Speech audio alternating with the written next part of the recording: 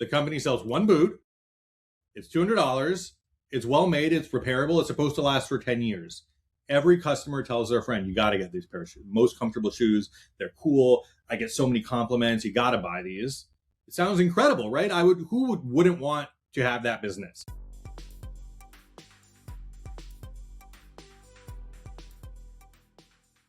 Hey everybody, welcome back to Ecommerce on Tap. I'm your host, Aaron Alpeter. I hope your morning walk or your late night wind down is going well, and thank you for spending part of your day with us. If you're new here, each season we do a deep dive into a different industry, exploring the brands whose stories, their supply chains, or X potential offer useful lessons about where the category has been and where it's headed. This season, we've been focusing on footwear. It's been a really interesting and complex journey and stuff that we've gone through the history of the category. We explored companies like Birkenstock, Rothy's, and New Balance. As you're probably aware by now, we've been bringing in rotating co-hosts to help tell these stories. And today's co-host is someone that I've known for a long time. He's one of my favorite people. And as he reminded me, it is 7 years to the day that he and I started working together. So Daniel Barkin worked in the athletic department at USC, Williams College, and still has a lot of close connections to universities. So we're always talking college football. And now that they're both in the Big Ten, it's a lot more fun. He got his professional career started at Groundwork Coffee. And so he's my go-to person for all things coffee. He led all their supply chain and purchasing work.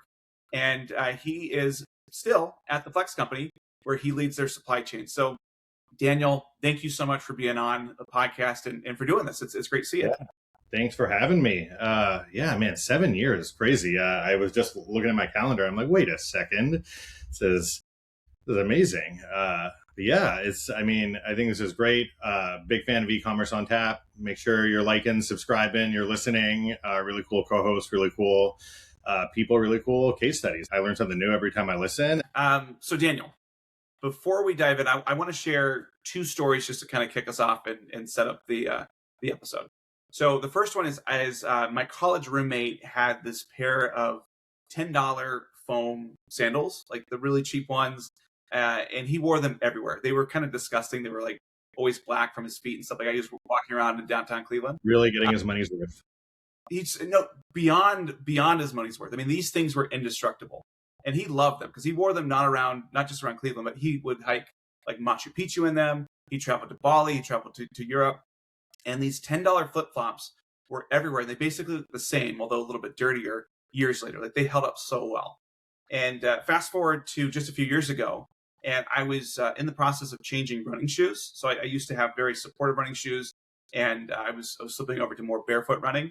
And so I needed to get this specialty shoe that I guess I have really wide feet, so I had to get a wide clown shoe looking thing. And after about a year, the sole started to separate from the upper. And so I was like, oh my gosh, these were really expensive. I took it to a repair shop, and it was a pretty straightforward fix. And the cobbler, I guess that's what you call him, the shoe repair person, said, oh yeah, I can repair it, but this repair is going to cost almost as much as replacing the shoe. Yeah, it's crazy.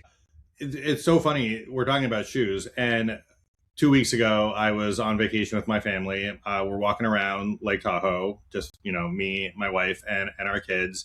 And all of a sudden, without any warning whatsoever, my wife's expensive brand name, water-friendly flip-flop shoes just completely separated. The sole just split in two. And we're like, these are like not old. They were like maybe a year old, if that. They were a brand name. I bought them at, I think, REI, like totally legit shoe, and just completely split in two. And we had to go. Thankfully, my cousin works at a shoe store in Lake Tahoe, and we went. And he was like, "Yeah, this is just what happens now. We just, we recommend people replace these every year to two. It's really like you wear them, you get used to it, or they break in, they fall apart, and you get another pair. I can't remember the last time I took a pair of shoes to be repaired versus just buying another one. You don't. You scrap them, right? And I think that people don't expect them to last as long. Like the economic life of shoes has changed completely. And so, the shoe might be physically impossible to repair, right? Or it could be like you could fix it. But if you've got enough time, enough skill, all this sort of thing, you could probably fix the shoe. But the shoe wasn't designed. It wasn't economically viable. You can super glue or duct tape anything together. It's great. Exactly. Which brings us, like, to me, it's bigger than one brand versus another, right? Like, why don't shoes last? Why don't they seem to last? Is there value to manufacturers in making shoes last longer? Or is there value in making shoes, like you said, like they're made to be worn for a discrete period of time? Is this like something where they're intentionally making shoes worse to get you to buy another pair? Like when you're shopping for shoes, are you shopping with longevity in mind? Are you shopping with comfort in mind? Looks in mind? Like, what are you thinking about when, is this like an industry wide thing, or have you noticed a difference from brand to brand? Well, I think that's kind of why we wanted to profile Doc Martens on this episode, because so much of footwear that we've talked about is how things are changing, the technology, the legacy, using innovative materials. But this whole question of why don't they last is like a key question that talks about where the industry is and where it's going, because Doc Martens, everybody knows what Doc Martens look like. If you don't know, pause it, go look at it. You're like, oh, I've seen these everywhere. They were in high school, they were in college, they were at concert, etc. And they became famous by selling a boot that looked permanent, right? It was thick leather, heavy sole, visible yellow stitching, and they looked and they felt like they were going to last forever. Oh yeah, and it became, they're based in the UK, so it was a multi-billion-dollar public company that was selling this permanence, this idea of permanence, while having the economics of fashion, where you need more than one pair, or you need to replace things like that. And so it's just this really interesting piece of, does the customer need to own several different versions of the boot, or is it something that one is good enough and you can just use that everywhere? Totally. And has there been a shift as the Doc Martens as a company has evolved, right? Are old Doc Martens better than new Doc Martens? It's like, is it a product question? It feels almost too siloed, too narrow to really answer. And the bigger question is really, what is a company's reputation? How does that reputation change over time? When a company's reputation is built on durability, like we talked about with Doc Martens, like you mentioned, but growth depends on people buying shoes and people buying more than one pair of shoes, and fashion based, right? Like we want you to have multiple pairs of a shoe that you can wear at different times. How do they survive? How do they grow? Yeah, and this story is so interesting because it's not only going to answer that question, but it also looks at this near-death experience that Doc Martens had, and where they moved most of their production away from Britain to preserve like the company. I've heard that. But it also separated them from like their trademark, their factory, this reputation for durability, quality, all those sorts of things. And so it's this really interesting piece about how do you preserve the image of the product after the operating system behind what made that product is changing. Up until very recent, like the history of footwear, if we go back from, caveman puts leather on foot to today, the assumption was that the shoe was going to fail in stages. And so the outsole would typically wear out first, and then maybe it's the heel or the upper. Certain parts totally become more comfortable for different components of the shoe. It wasn't thought of as a monolith, as one homogeneous unit. Exactly. The goal wasn't to make everything in the shoe, every component, last forever. The goal was to design a product that had predictable wear, that didn't require throwing the whole thing away, because these were custom. They were difficult to make. I mean, there's a reason that after big battles in Europe, people would come in and take boots off of fallen soldiers, because these things were inherently valuable. You wouldn't even think about that today. Yeah, it makes sense, right? Like it makes sense. Different materials should have different life cycles. Different parts of the shoe, they should have different wear patterns, right? If your shoe is wearing perfectly evenly in a way, then it makes you really think about what that shoe's made of and how it's put together, right? And it's almost counterintuitive to think about it from a sustainability point, right? The most sustainable shoe isn't necessarily the one that never breaks when we think about shoes and sort of the purpose and how they were originally manufactured, but the one that breaks in the way is designed to break so that it can be resold or rebuilt, or have these discrete parts be replaced or repaired in an understandable and predictable pattern, right? Yeah, you're absolutely right. It's almost like I think about machines in a factory, or you think about your car. Totally. A good machine has these sacrificial components. You don't want the entire machine to fail because an inexpensive component reached the end of its life. Imagine if you had to throw away your car because the tires ran out, right? Or because the air filter was no good. It just The doesn't make any sense. transmission should wear at a different rate than the tires or the timing belt or other parts of a car that I don't know what they do. All good, yeah. Yeah. When you hear consumers say things like, they don't make shoes like they used to, old man yelling at cloud, and right, they might notice a real material change. Hey, like this upper feels different, this sole feels different. They might not even realize, right? There's a much longer and more complex system involved when customers or consumers are saying to themselves, hey, how long is this shoe going to last me? Do you when you're shopping for shoes, do you ask the person at the store, hey, how long is this shoe going to last me? And what's their answer, right? I don't. Yeah, it lasts about. Well, how often are you going to use it? Well, how often do you run, or how often are you? Is this an everyday shoe? Is this a shoe that you're wearing a couple times a week? I think we reward things in store because that's what sells shoes. I would think low weight, instantly comfortable. Lots of choices, colors, brands available right away. Can I walk out? Can I wear these out of the store? Right? Is that the famous thing? I want to wear these shoes out of the store, or I want them to be delivered the next day. But it's almost like it's secondary now. Well, how long is this shoe going to last? Like when am I going to need to buy another pair? Yeah, no, it reminds me of the story that an experience I had. So when I was 19, I served a mission for my church and moved to Sweden. I remember buying a pair of dress shoes, which I was going to wear every day for 20 hours a day and like be walking a bunch and all this sort of stuff. And I went to the Echo store and I talked to him, I'm like, hey, so I'm going to wear these a lot. Like, how long are these going to last? Like, will these last a couple of years? He's like, oh yeah, sure, no problem. I'm like, no, really? Like, will they? And they lasted 1 year, but I think I probably put them through 10 years worth of wearing for people that go to the desk or stuff like that. It was different. The pedometer. Yeah, exactly. So I won't fault Echo for that. But you're right. Like that was the one time I went in and I asked how long was the shoe going to hold up? And I think that's interesting because all of these things that you mentioned about weight and density and expectations, these have operating consequences. You have to treat the product, with the construction that it needs. So if you look at this and say, all right, do I need more skilled labor? Do I need more expensive materials? Do I need longer lead times in order to deliver the customer promise that I'm trying to sell from a brand point of view? And durability isn't necessarily, can I make the shoe stronger? It's like, can I make it? Can I distribute it? Can I sell it? Can I maintain it? And can I have enough profit from a stronger shoe within this modern consumer ecosystem where people think of footwear as disposable versus something that is kept and hand down? And I think that this is where we really start to get to the strange beginning of Doc Martens, because their goal wasn't to attempt to make an indestructible boot. It was really to make a rugged boot less unpleasant to wear. And so why don't we start here? Like who is Doc Martens, and how did this German medical solution become one of the most recognizable British products in the world?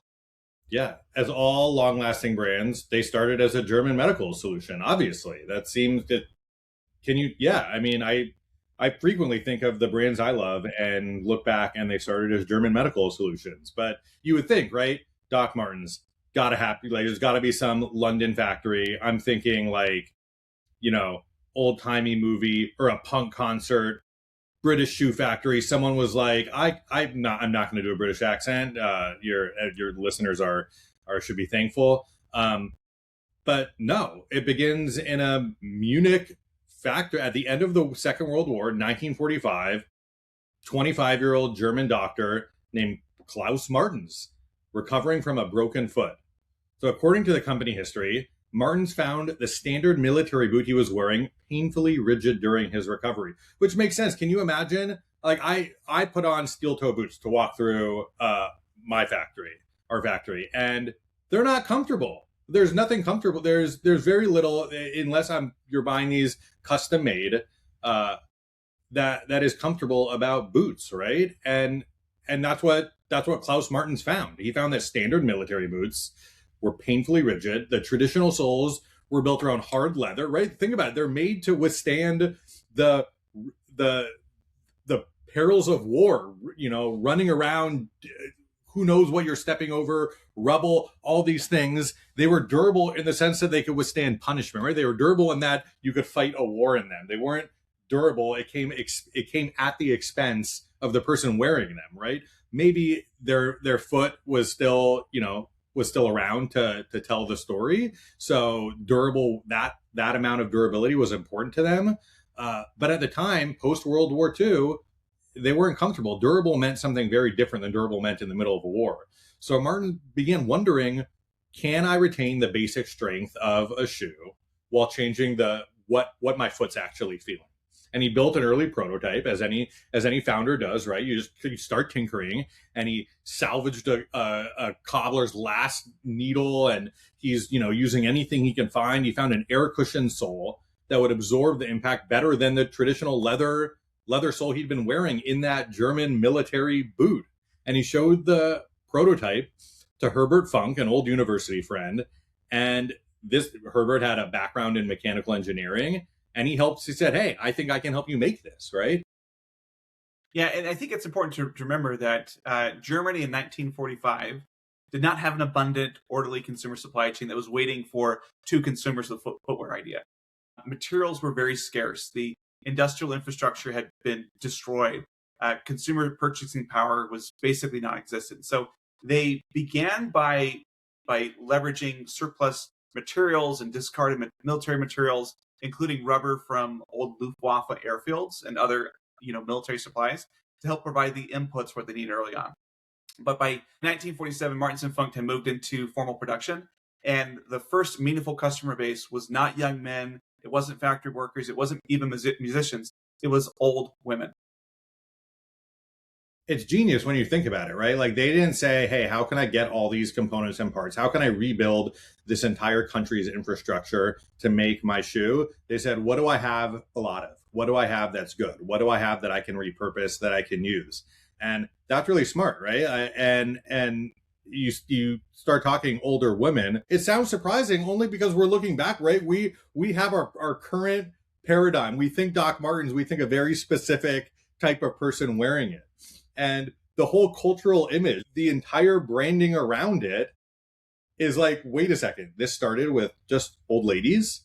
And it think about it, right? The proposition makes sense. The proposition was comfort and who's walking around a lot. And a softer sole had obvious appeal to older consumers because they had more sensitive feet. They had been on their feet longer, right? They needed something more comfortable. And they needed something that was going to get them through the day a little bit better than their prior shoe had, right? Yeah. And so, you get to the late 1940s, 1950s, and these guys developed a commercially viable German footwear business. And, Doc Martens talks about how the operation was successful in less than 10 years, but the product still had a geographic problem. It had some traction in Germany, but it had no pathway into the larger international footwear markets. And so by 1959, the founders decided to take out some advertising. And they started advertising these air-cushioned concepts in trade magazines overseas. And this is where a man in Northamptonshire, England, named Bill Griggs saw it. Yeah, the Griggs family, they'd been making footwear for a generation at least, right? Since 1901. And by the late 50s, the business was being run by a third generation, Bill Griggs, his brother Ray and Colin, and Bill's son Max. And the family has spent nearly 60 years making sturdy work footwear, right? What is going to work in a London factory? And they were at the time, I believe, one of the most important shoe manufacturing regions in all of Britain, right? They were supplying the labor force in this, post-war industrial boom. They understood what lasts. They understood leather. They understood welting. They understood how to run a factory, and they understood what would work for the British work consumer. They knew how to make what that consumer wanted. Yeah. And so this meant that when Bill Griggs saw the advertisement, he wasn't simply looking at just another interesting foreign shoe, he was looking at this component technology that could be inserted into his existing manufacturing distribution setup. And so, Martens and Funk developed this cushioning concept, but it really be the Griggs family that turned it into a very distinct British commercial product. And so the family acquired the exclusive rights to manufacture and sell air cushioned soles in the UK, and that was kind of the beginning of that part of the story. Yeah, and they didn't just take the German sole and one of their existing boots and mash them together and say, here, we've redesigned, we have this brand new product, right? We've developed a better shoe. No, they really redesigned it. right? They altered the heel, they developed a more rounded, bulbous upper, and they added that distinctive yellow welt stitching. And they created their AirWair name, accompanied by the phrase "with bouncing soles." All of these small details, every single one of them, they mattered because every element people now read as Doc Martens was part of this British translation of the original air sole comfort shoe, if you will. Yeah. Well, I think what's really interesting about this is that, like you said, they didn't just take a component and add it. They rebuilt and made a whole new shoe system around the heel. And this invisible comfort technology was turned into a visible brand system as a result. If you think about this, like the air cushioning is very difficult to see from across the room. I can't tell if you've got really comfortable soles or the standard ones. But if you, I know that has distinctive yellow stitching, a grooved sole edge, a heel loop. All these sorts of things are really easy to cue in across the room, and people say, "Hey, what are these?" These yellow stitched shoes are really comfortable, not because of the yellow stitched shoes, but because that's just the brand identity that's been there. A literal walking billboard, if you will, right? So before they could launch the product in mass, before they could really make this shoe available, they had to figure out how to manufacture it. And that's where NPS, the Northamptonshire Productive Society, now associated with Solovair, enters the story. They'd been operating in Wollaston since the 19th century, and they had experience with several footwear construction methods. And according to NPS, in 1959, it welted sample boots with air cushion soles for the Griggs family. And the samples really helped prove that the concept could be integrated into the industrial shoe, right? NPS later produced licensed footwear sold as Doc Martens by Solovair for 35 years. So by 1960, we have 4 separate contributions that are really coming together. We have Klaus Martens, who had experienced the problem and developed an air-cushioned concept, right? We have Herbert Funk, who helped turn that prototype into a producible German business. We can make these shoes here in Germany. And you have the Griggs family, who've come and says, "Hey, I can sell these better. I can license these and I can redesign the product for this new and expanding market." And then you have the Northamptonshire Factory Manufacturing Network, including NPS, who are helped converting that concept. Who are bringing that all together and saying, okay, now I can manufacture the shoe that Klaus invented and Herbert helped design for mass production, and the Griggs family have licensed. Now I can now make this a repeatable manufactured part. Yeah, I mean, it's interesting how it comes together. The question is like, who invented Doc Martens? And you're like, well, I don't know. Like, everybody kind of had a hand in this. I mean, one person owns the trademark, another person without one of them, what is Doc Martens the brand that we know today? Absolutely not. And you can argue about which contribution was the most important and where things are. But on April 1st, 1960, so 1 April 1960, we're British again, the production line for the new 8-eyed boot began. And that date became the model number. So 1/4/60, 1st April 1960, or the 1460. And so, they describe this in their history as like the boot being born that day in Wollaston, England. And the 1461 was the shoe that followed the next year, again, taking its name from the launch date. And the company describes the early 1460 as roughly a 2-pound work boot that was sold primarily to Britain's working class, which meant that the product needed to be not only affordable enough for workers to buy, but also need to be durable enough for them to use. And it was quite simply, an affordable work boot, but over time it became synonymous with counterculture and punk and stuff like that. And today, Doc Martens sells rebellion very deliberately. Their brand language is filled with individuality, self-expression, cultural resistance, and the ideas that wearers make the product their own.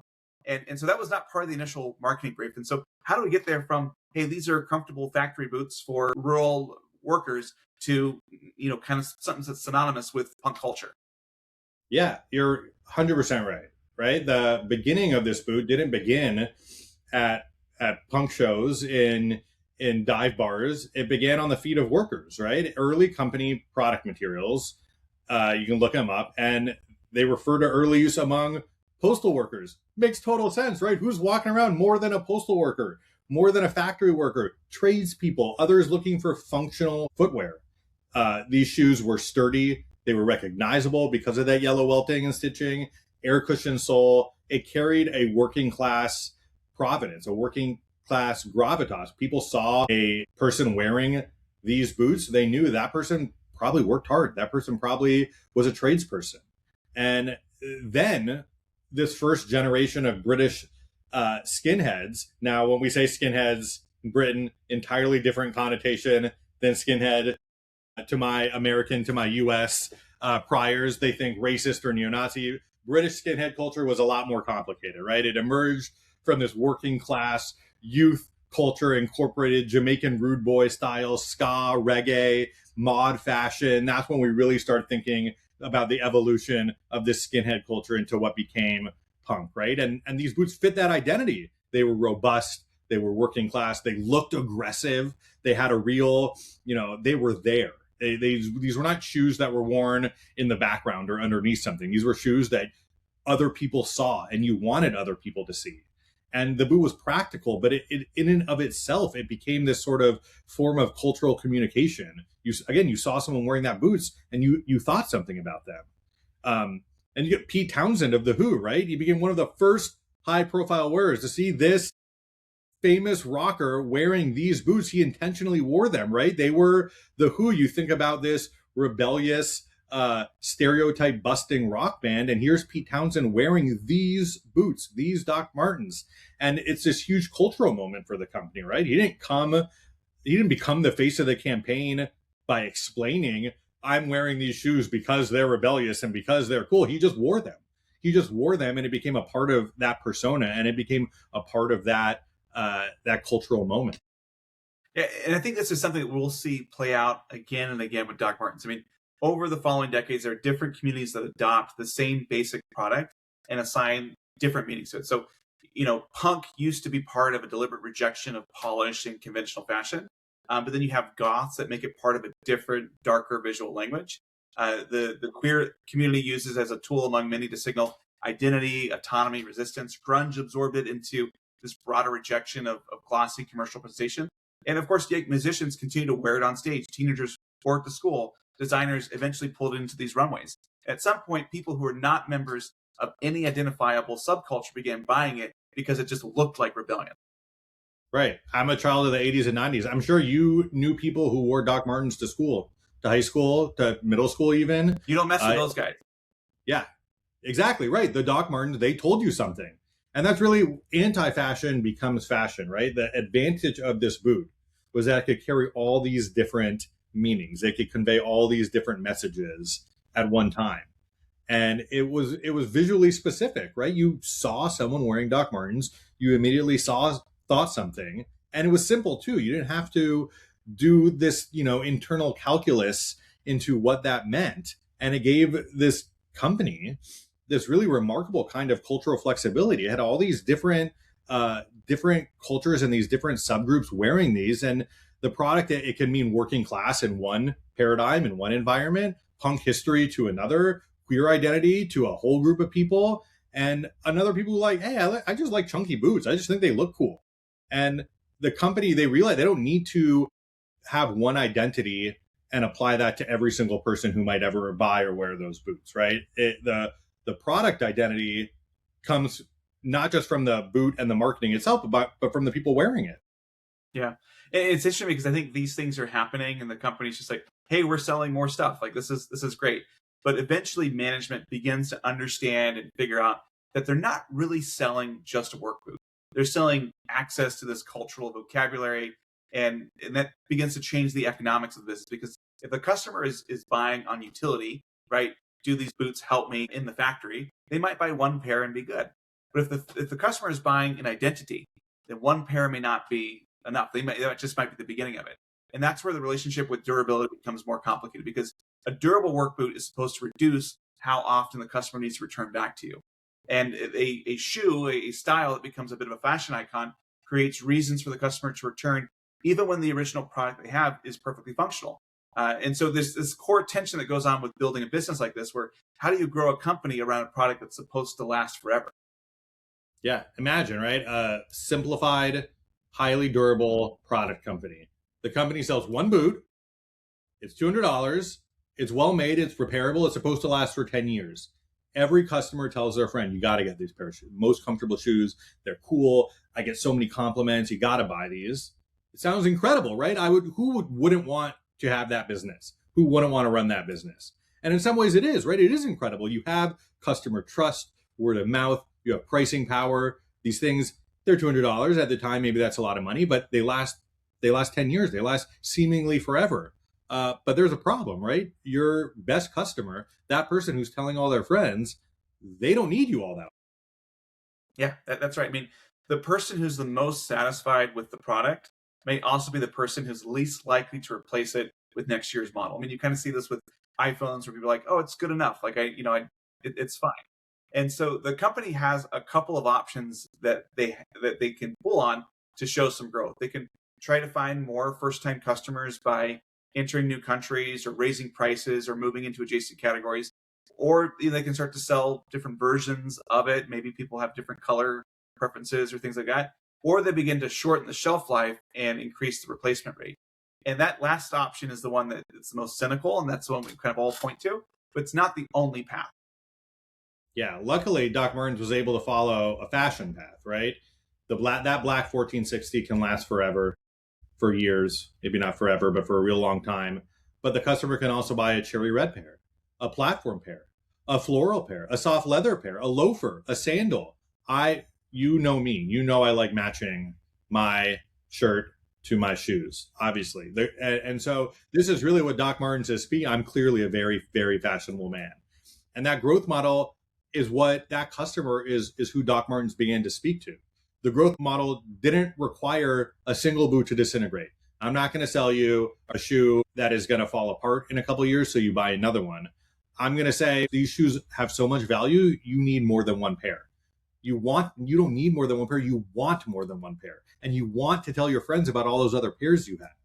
And it's an interesting irony, right? The longer lasting or more durable something is, the more the company needs to push consumption in order to keep that business growing, right? And you need people to buy more shoes. Yeah, that is a really interesting irony. It kind of reminds me of the issues that a lot of mattress companies have, because you may spend a lot of time like identifying the right customer, getting the right copy, convincing them to buy.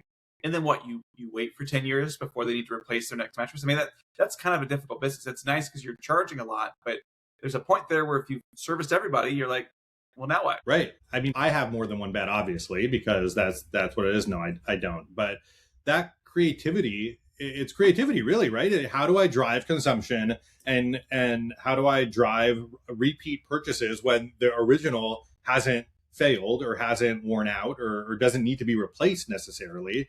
How can I drive consumption and create more? It creates an inventory issue, right? Now, all of a sudden, I'm not making one shoe that I know I need to replace every 10 years. I'm creating multiple different colors, silhouettes, formats, a seasonality around it, right? If I'm selling a sandal, maybe that sandal sells better in the summer than it does in the winter. And footwear inventory is especially interesting because it's not just one SKU or one style or one color, dozens of sizes.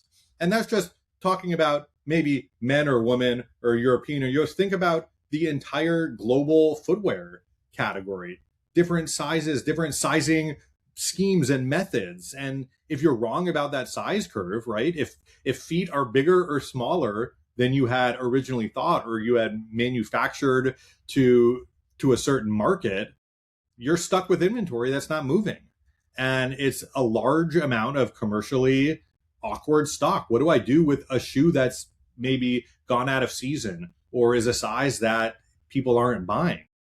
And so while the product might look successful in aggregate, you really have to look at the broader ecosystem of that shoe. Are they being marked down? Are they being sold at discount retailers? Are they being sold in secondhand stores? Things like that. And that transition from one iconic boot to a full fashion assortment turns a stable business, a stable manufacturing environment, a stable inventory management into really a complicated forecasting system.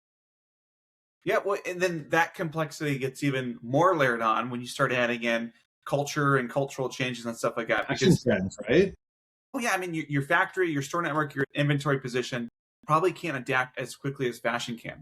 And this is exactly what Doc Martens started to discover at the beginning of the 2000s. And so the company had spent decades benefiting from this cultural relevance around punk and rebellion and stuff like that.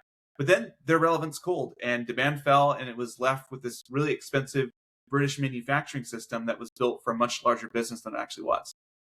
Yeah, and I'm sure you saw it. I saw it by the early 2000s, right? Fewer people are wearing Doc Martens. Fewer people are walking around from this dramatic 90s peak where it's seemingly everyone had a pair of Docs, and they were overexposed, to be totally honest. The fashion had moved on. This large domestic manufacturing footprint and cost structure was increasingly difficult to support as fashions and trends changed. And in 2003, Doc Martens, they closed most of its British production and moved the majority overseas to China and Thailand. 5 factories closed, more than 1,000 jobs were reportedly lost, and the company came close to bankruptcy. You're right. This was like a real near failure moment. And it's one that has major implications for the company going forward, because this outsourcing decision not only changed their cost base, but also changed the relationship between the brand and the product. Because when the production moves, you lose the tacit knowledge, you lose the tribal knowledge, the speed of communication between design and manufacture. You lose the workers who know what a defect looks like before it even becomes measurable. And so there's all these sorts of quality specs that yeah, the spec says this, but we actually know that it's interpreted this way, and like all of that goes away. And so, I think at the same time, if the company had refused to change, we might be describing Doc Martens as a dead British trademark that was occasionally revived under a new license. Yeah, it's possible, but I want to challenge that binary, right? The choice wasn't necessarily, on one side, preserve every British factory exactly as is and go bankrupt, go out of business, or option B, 2, move almost everything abroad and survive. Were there other things that could have been done? What about intermediate possibilities, right? Could we have a smaller domestic footprint? Could we be more disciplined in our product segmentation? Could we have fewer SKUs? Could we have invested earlier in international demand? Could we have utilized our factory differently? Could we have installed or implemented automation in a different way? I think we should, not every choice, not every decision point is a crisis or is dictated by a crisis. I think there's really, these things happen over time, often, right? More often than not, these things happen over time. And if you can react in time and be proactive to the changing demographics, changing trends, changing manufacturing paradigm, if you will, then I think it gives you more flexibility, more options, and gets you out of this binary, stay and die or move and survive frame. Yeah, and I think you're right. And I think they recognize that too, because eventually they brought back some limited production at a factory in England at Cobbs Lane. And they probably recognized that the domestic line could perform several functions, like preserving the skills that I mentioned, utilizing the equipment that already been paid for, giving space for them to have like a premium product tier, right, made in the UK type of branding, but also probably retained and improved some of their internal development capabilities. And so it allowed them to continue to monetize a part of their history that the global line can't claim in the same way. You can say these were designed and maybe manufactured in the UK, whereas if it's just all coming out of Thailand, you got to say like, oh yeah, these are kind of British shoes. Yeah, and it means British manufacturing didn't stop. It stopped being the operating center. It became a point of differentiation. It changed from this is where all Doc Martens are made to, hey, I can, if I want to, and that's something that's important to me, and there's some identity I derive from it, I can get a premium pair of Doc Martens made in the UK, or I can get my everyday pair of Doc Martens that might be made in a factory overseas. To how much that matters to the average consumer, I don't know, but I'm sure that there is something there for some people that look at it. What's interesting is that their global production system continued to evolve, and so by 2025, it was reported that approximately 62% of their footwear was produced in Vietnam, and 31% was produced in Laos. And so you think about 93% is concentrated in just 2 neighboring Southeast Asian countries. And, this UK factory in Northamptonshire was really just a small percentage of the total volume. And so it really does feel like a bit more of a marketing play than anything else. Yeah, absolutely. Okay. So we've talked a bit about the company history and their cultural relevance leading up to that decision to outsource, if not entirely, 93%, almost entirely. So what impact has there been on that perception? Do customers notice? Can they tell if a shoe is made in Vietnam or Laos, or if a shoe is made in that Northamptonshire factory? It's really a nuanced answer, and it's pretty interesting. So if we take just the basic 1460 and work from the outside inward, you have the leather upper, which is the most visible part and the thing that consumers are most likely to evaluate. But leather is not like a single material grade. It varies based on the animal source, the hide section, the thickness, the coating, the tannage, all those sorts of things. We think about leather and it's just leather. It's all leather to you. But how much can you tell by touching it, by feeling it, by looking at the smell of that leather, right? And Doc Martens leather, for example, has a very recognizable look. It's smooth. It's relatively stiff when you first buy it. And it's got that really heavily finished look to it and feel to it. And it takes time to break in. And some people love that, right? They love being able to personally mold. That shoe molds around them. That leather warms to their foot, molds to their foot. And other customers have that break-in period is evidence that shoe started out as uncomfortable. That's not what they're looking for. They need a shoe to be comfortable out of the box. Yeah.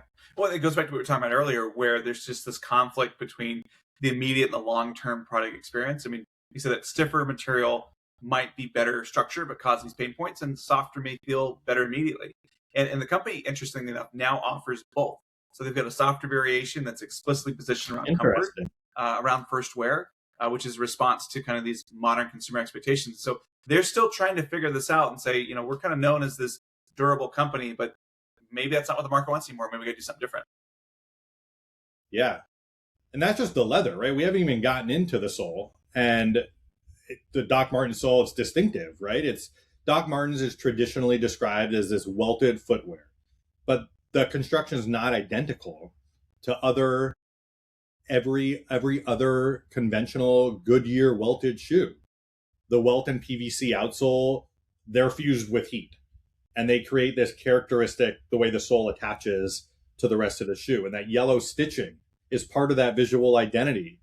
And if you resole the boot, it requires specialized equipment. It requires specialized material.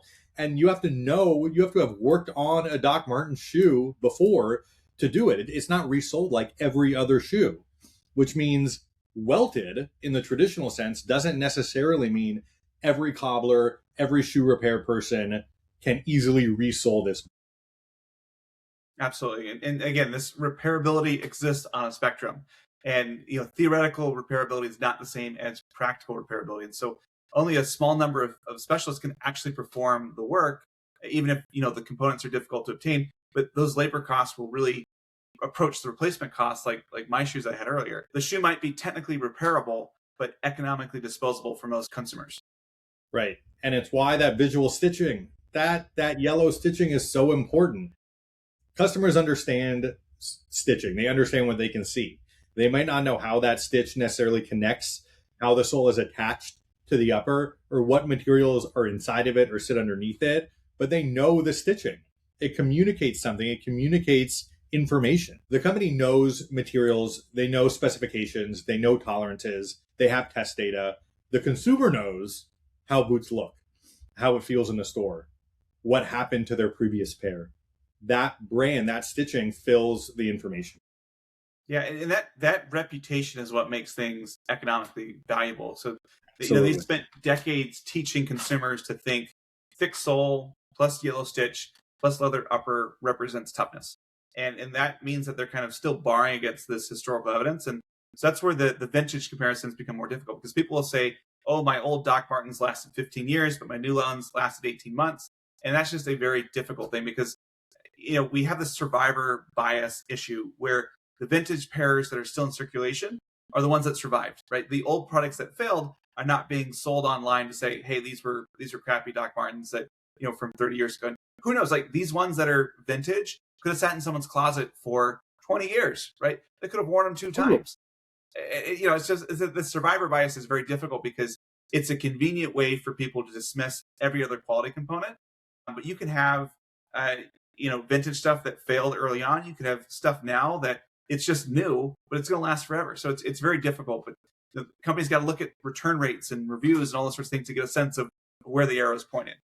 Yeah, you can't just say all new Doc Martens are worse. That's not enough information. It's that false dichotomy, is that binary choice that we talked about from a company perspective, from a consumer perspective. You can't just say all new Doc Martens are worse. You also can't just say there's been no change because the silhouette's the same. It's the same boot. It looks the same. Nothing's changed. The truth is that geography has changed, scale has changed, ownership has changed, and the impact to consumers has also changed. And it would be surprising, right? It would be surprising if the quality system, if the quality of the shoe, that exact shoe, was completely identical through all those transitions, through all those different iterations, and through the growth of the company. And there's one more comparison that makes the whole issue more interesting, and that's Solovair. Because NPS kept making footwear in Northamptonshire after its Doc Martens licensing ended. It kept a factory. It had a manufacturing story. It didn't maintain that global trademark, but they were still making shoes. Yeah. And this is so fascinating because it's a very clean example of enterprise value creation. Because Solovair retained the British production, the skilled workforce, a historic factory, all this manufacturing continuity. They could say, we've been making shoes since 1901 or before that. And Doc Martens, the company, retained the trademark, the yellow stitches, their stores and their sales channels. So, Aaron, who owns the authenticity? How do I know that I have an authentic Doc Martens? Is it a Doc Martens or is it a Solovair? I mean, it depends on how you're going to measure. I mean, the Solovair can credibly claim continuity of place and production. Doc Martens can claim continuity of trademark and silhouette and leadage, but economically, the market assigns far more value to the entity that controls the consumer demand, which would be Doc Martens, than it does the actual manufacturer. It's interesting. Why should consumers care who owns the trademark? Isn't the product itself more valuable, like the thing on their foot, more valuable than who owns the intellectual property of the shoe? And it's obvious and it's a little uncomfortable, right? The factory can preserve the process and do all that work. The trademark can preserve the memory and the brand story, and even much more than the manufacturing, because number one, manufacturing without demand becomes this low margin service that's provided, and consumers don't necessarily have a frame of reference to think about when they think about a shoe or a product. Where's that made? How is it made? To them, they have this tangible product that is telling that story. And a supplier can possess extraordinary capability and still capture less value than the brand that controls the customer relationship, that trademark. Yeah. The world is unfair, is I guess what it comes down to, especially being supply chain guys. Like, we're doing all the work here. I remember when I worked in the factory, there was a lot of pride in making the products that we were making. And, people would say, hey, I did this and this is what I'm doing. They tell their friends, this is what we made today. And yet there are always questions about, like, hey, we should own some of this company, or we should be paid more because we're doing all the work. And that's just not how things work, unfortunately. And, by the early 2010s, Doc Martens had survived their manufacturing crisis, and they had started to reestablish themselves with a little bit of cultural momentum. But then private equity enters the story. And Permira agreed to acquire the business from the Griggs family for $300 million in 2013. And the transaction completed in January 2014. So this Griggs family had it since 1959 all the way to 2013. And from Permira's perspective, they felt that they were buying a globally recognized brand or globally recognized symbol that was underdeveloped as a modern consumer platform. And so that meant that the brand was famous, but the business was not capturing all the value associated with that fame. And that was really the thesis behind the acquisition. Yeah, they saw that gap and they saw that market opportunity. And it probably, that thesis probably included several levers, right? You have e-commerce. The company had enormous awareness, but relatively little digital penetration. To be fair, it was 2013. Yeah, it was 2013, right? And they had owned retail. The stores allow the company to control presentation. You can go into a Doc Martens store and they have all that customer data and they can carry a broad assortment and they can capture that retail margin. There's international expansion. These booths were culturally recognized in markets where the company could still improve distribution. I think also there was value in that international expansion in wearing this iconic British brand and what that message that communicated in your home, in your hometown, in your home country. And then there's product expansion, right? We've got e-commerce, we've got owned retail, international expansion. There's product expansion. We could add additional types of boots or shoes or sandals, platforms, collaborations with bands or other brands, accessories, and then really professionalizing all those levers together. A company that is moving from a family-run business to an institutional business that knows how to scale and needs systems for planning, reporting, talent management, digital marketing, inventory management, capital allocation, production management, all these things that go into running and scaling a business that maybe a family-run business is less equipped or has less institutional knowledge or resources to do. Private equity is able to come in and say, hey, we can solve a lot of these problems together. Yeah, and to their credit, they changed the company in a big way. When they closed the deal, they basically said that they were transforming the company from a manufacturing-oriented wholesale business into a multi-channel, consumer-first, digitally-led company, which sounds very nice to say at the time. But between 2014 and 2020, they increased revenue from roughly 209 million pounds to 672 million pounds. And e-commerce increased from roughly 70% of revenue to 20%. And from a headcount point of view, they grew from 758 people to 2,288. That's a lot of people. It's disingenuous to say that Permira invented the cultural relevance, or reinvented rather the cultural relevance of Doc Martens. That's unfair to the Griggs family and to Doc Martens as a whole. But it is fair to say that they really did a great job and did a better job than anyone had done before of creating a system to monetize that cultural relevance. And eventually we're going to need a liquidity event, which happens finally in January of 2021.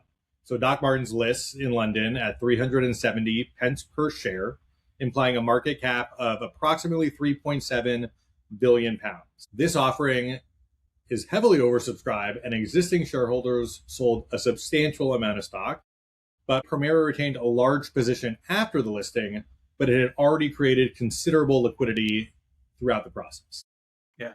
So I just want to pause and focus on this value expansion because they paid around 300 million pounds in 2014.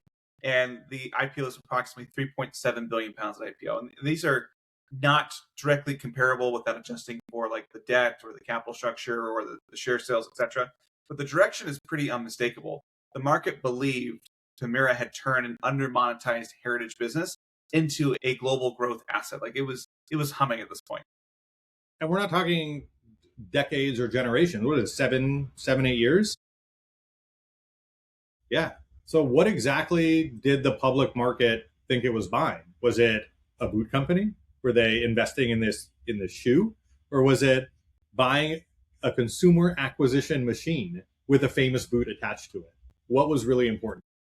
That's a good question. I think it's 100% the second. I mean, at the time, management continued to talk about strong revenue growth, e-commerce expansion, higher direct-to-consumer mix. Their EBIT margins were about 30% over the medium term. And so investors were not paying 3.7 billion because the 1460 was going to maintain its existing niche. They were paying for that penetration, that cachet that existed there. And the public market growth case looked really compelling. And Doc Martens had this global recognition. They had international white space and all this cultural relevance really across generations at this point. Yeah, but correct me if I'm wrong, that still has to pass through an operating system. And eventually that operating system fails in the United States. So one of the most visible problems from that transition is the company's main West Coast distribution operation transitioned from Portland to Los Angeles. And inventory started arriving earlier than expected, and the new facility was not able to process that volume. They weren't able to get that received, processed, turned away, and it created issues around case fill, cost management, excess inventory showing up sooner than the shelves are empty. And that has real implications on cash flow, on capital, on the financial expectations. Yeah, well, it's just people will blame supply chain problems, right? Like that's just what everybody did in 21. Yeah, it's not simply a late container though, right? It's supply chain problems, but it's broader than that. It's a late container. We have too much product. We have a facility that isn't prepared to handle that, and it's a cycle, right? It's this vicious feedback loop. Wholesale customers don't receive their orders when they expect, and they become less confident.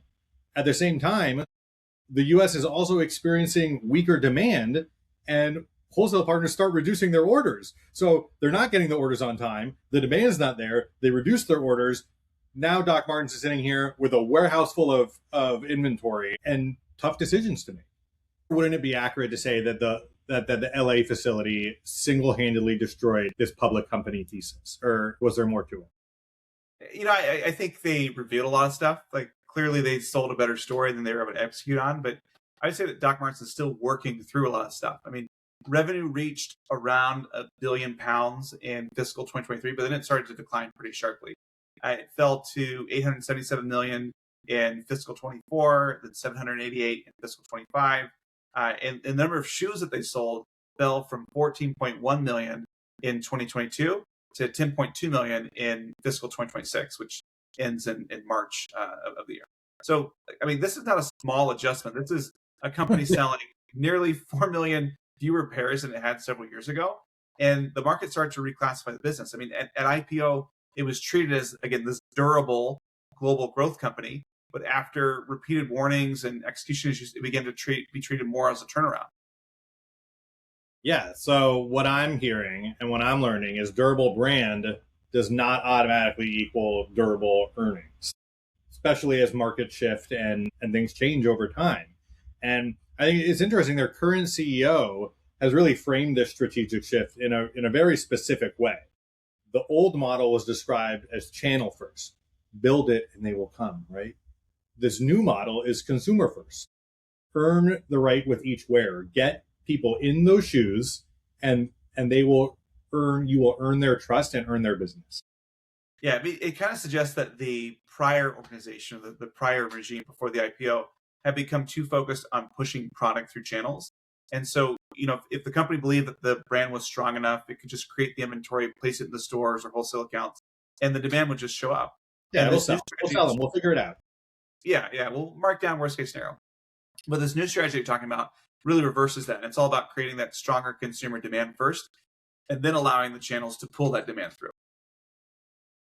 Yeah, so in fiscal 2026, the company still reported lower revenue of roughly 765 million pounds, but adjusted EBIT increased to 79.3 million pounds and gross margin improved over 66%, 66.2%. 2026 really shows that improving profit quality, but revenue and pair volume, so number of shoes that are turning are still actually lower. The company is able to demonstrate that it can cut costs and improve margin, but ultimately it still needs to restore durable full price growth. We still need to get people to buy shoes at their MSRP. And perhaps the most interesting test really is going to be whether the brand can make that durability of these boots economically visible again, especially right now, right? It's not merely language. It's not merely saying our shoes are going to last longer than their shoes. It's really how can we build an operating system which allows our shoes to be repairable and durable and long lasting again. Yeah, and I think that repair and the ability to repair something is where the durability claim becomes tangible for most people, because it's much more difficult than just saying a product is built to last. A very serious repair system requires more than a page on a website. You've got to have a way to intake the shoes, inspect them. You've got to have a clear list of eligible repairs, replacement parts. You have to manage the customer communication with deciding, is this good or is it not? What do you do with shoes that are too damaged to repair? And so it'll be interesting to see how much they lean into this. They've had some stuff recently where they're kind of talking about, hey, we're going back to durable. You can repair these things, but it's still a very niche element from my understanding. Yeah, you need an infrastructure, but you also need a reliable and repeatable infrastructure. And they currently offer it. It's called the UK Repair Service, the Boot Repair Company. And the service would have you send them their boots. They cover welted and non-welted footwear, sandals, bags, accessories, any Doc Marten product that is applicable. And the company says they repair it using original components and authorized alternatives only. It's meaningful because it goes beyond just taking it to your local cobbler or local shoe repair store. You're sending it to Doc Martens, to this boot repair company, to be repaired with authentic Doc Marten parts. And in the United States, we actually have the Rewear program. It's a little bit different. What they do is they restore and resell return, damaged, or defective inventory. The products they're received, they're inspected, they're cleaned, they're repaired where they need to be, and they're resold. They're resold as sort of Rewear certified Doc Martens. Yeah, refurbished and whatnot. It's kind of interesting because a factory will make a car, and then you take the car back to either a dealership mechanic or your local mechanic. And, sometimes the thought is if I go back to the authorized dealer, I'm getting a better deal, or, they're the ones that can help work on warranty parts. And so maybe, who knows, in the future, maybe we'll have a future dealership network of shoe repair stores that we'll go back to, and they'll be authorized for certain brands. That'd be fun. Yeah, and I wonder if it will increase future purchases almost. It sounds contradictory almost, right? If I think my shoes can be repaired, am I going to buy more shoes? But really what I think is if the company will support the product, if they'll stand by the product, if they'll repair the product, I'm probably going to be a lot more comfortable buying more of that brand's products, more of that company's shoes, if I know they're going to stand by it and fix them. Yeah, I think that's a good point because repair does not mean anti-growth. I mean, when somebody thinks of something that's going to last a long time and it's durable, the initial thought is I'm not going to be able to have as many opportunities to sell to my customer, but it can be something that builds that trust in the system that you're talking about.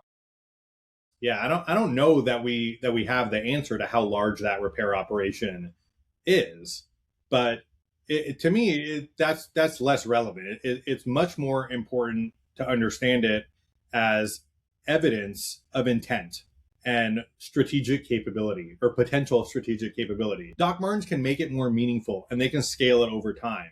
But what it does is it gives the company a way to reconnect the symbol of durability to a real post-purchase promise, a real something they're giving to the customer. And the question then becomes, does repair remain a small heritage program where customers are really only sending in their most beloved fit to their foot Doc Marten, or does it become part of a broader cost operating model where it really, like you mentioned, a whole network of Doc Martens authorized repair shops where I can take any pair of Doc Martens and any pair of shoes and have it fixed and just build out my collection of Doc Martens? Yeah, for sure. Yeah, and I think it's the reality is this public company is trying to figure out what to do because their valuation today is still well below their IPO level. And we like to talk about who might buy a company and where we exit. And I think it's important to say we don't have any evidence that the company is exploring a sale process, but they're an obvious potential strategic asset because the trademark is still globally recognized, even though the public market performance has damaged the luster of that a little bit. So what exactly would a potential buyer, if they were exploring a sale, what would a buyer actually be purchasing? Well, I mean, you obviously got the trademark, you've got the iconic products, they've got 60 years of cultural history and a pretty sizable wholesale and D2C relationship. I think they have about 240 stores that they're directly operating around the world. But there's also a lot of risk. I mean, they are heavily dependent on their iconic styles. And because of that, they are exposed to fashion cyclicity, and there's all these things could be difficult. And there's still a few parties that might be interested in this. I think the first one would be like a global footwear or lifestyle group. So VF Corporation is the obvious one. They own Timberlands and Dickies, and so they really understand workwear and the lifestyle of blue collar, if you want to call it that. And so this might be another globally recognized brand that fits into that portfolio. But I think the challenge there is that there could be too much overlap with Timberland. Yeah. What about Deckers or Wolverine Worldwide? Yeah. So I think those are the other two that come to mind. Deckers has a really interesting history of brand stewardship. So we talked about them on the Hoka episode. They own UGG and Hoka and a lot of others. And so they know how to scale recognizable footwear. And this would allow them to diversify into like a unique portfolio position. But they're much more mature and kind of operationally troubled than the typical kind of high growth asset that Deckers usually goes after. And so that they might be off for that one.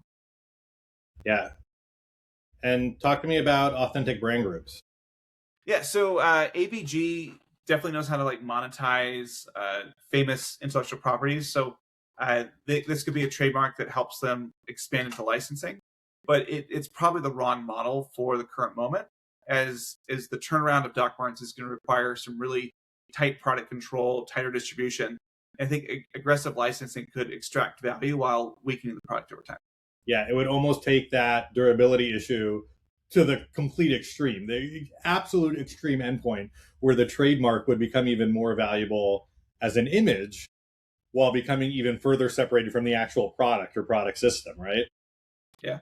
Could you imagine if they were like Doc Martens paper towels or something, where it's just like, these are tough. These are the rebellious paper towels. I think there are some dive bars that would really be into that. I think there would be, I think there's value there. Yeah. I think just to round out the acquisition thing, I think the other obvious piece would be another private equity buyer. The thought here would be that this is operating well below its IPO peak. The brand is still healthy, but the turnaround is going to require a lot of patient operational work. I think that the difficulty with the private equity buyer is that most of the levers that they would typically pull, Permira already pulled them, and so they've got limited runway to push on. Yeah. I think that's super interesting. What are some of the major lessons that you've learned or that listeners should take away? What stuck out with you the most? Yeah, I think for me, it's really this conversation around durability. The fact that durability is a choice and it's a system and it touches almost every aspect of the business of the product. When you decide that you're going to make something that's going to be durable, that impacts the architecture of the product, the material selection, your suppliers, and theoretically a repairable boot without economically viable repair pathway is not fully repairable for the ordinary customer.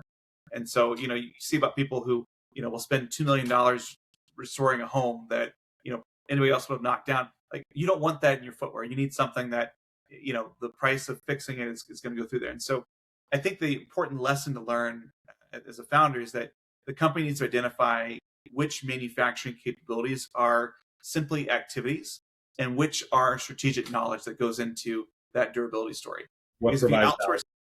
Yeah, if you outsource everything, you kind of need deliberate systems to retain that engineering, the quality standard, that other just tribal knowledge that's there. Otherwise, you end up becoming a marketing organization that knows less and less about the physical product that consumers have and the reason why they trust it. I think, to me, the thing that stuck out the most was that hero product does not necessarily equal a growth plan, right? It might give you recognition, it might give you reputation, but you still need to generate demand. You still need to manage your inventory and discipline around that inventory management. You still need a channel strategy. You need healthy unit economics, right? And durable brands can have fragile earnings. I think it's common among founders to believe that their brand strength, their hero product, will protect them from operating weakness. That's not always true, right? We could list a long list of brands that have fallen into that trap, but a really strong brand can buy time and can buy forgiveness with consumers. They can improve conversion. It can't overcome bad forecasting, right? It can't overcome late deliveries. It can't overcome too much channel conflict. All those things are a perfect storm that really can doom a company. Yeah. So do you think Doc Martens is actually durable?